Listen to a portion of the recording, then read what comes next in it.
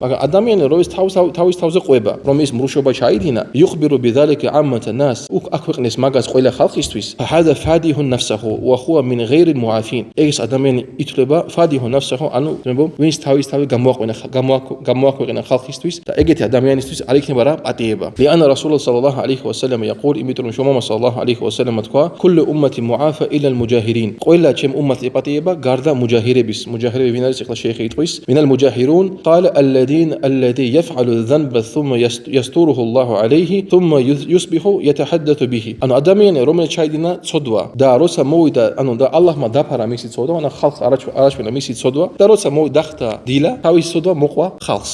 მაგიტოს მე შეიხ იბნ თეიმინ ასევე იძახის, შენ თუ იცი შენი ძმა რა ცოდვას აკეთებს, ისეთი ცოდვა რომელსაც მალავს, ანუ ხალხის წინაშე არ აკეთებს მაგას და შენ თუ ეს ცოდვა გამოაქვეყნე ხალხში, დაემართო რომ შენს მოგივა იგივე, ალლაჰი აზავაჯა გამოაქვეყნებს შენ ცოდვას ხალხში ამ დუნიაში. ასევე ჰადისი არის შუამამა სალლალაჰუ ალეიჰი ვასალამ თქვა, ვინც დაფარას თავისი ძმის ცოდვას, ან შეცდომას, ალლაჰი დაფარას მის ცოდვას აღსასრულ დღეს. რა თქმა უნდა, ჰალ ჯაზაუլ იჰსანი ილალ იჰსან, როგორც არის წესი ყურანში. ვინც გაკეთებს პირიქით მაგას მოუვა. მაგას მე ეს არ ეხება იმ ძმებს, ვინც ცოდვას აკეთებს გახსნილად. სიტყვაზე სიგარეტს ეწევა, ან ალკოჰოლს სვავს, ან არის სიტყვაზე UFC-ს მობრძოლე ისა მებრძოლე და ასე შემდეგ. ვინც ცოდვას აკეთებს გახსნილად, ეგეთ ადამიანს თუ ვიღაც რამე სიტყვის, ეს არ იქნება როგორც ღიბა.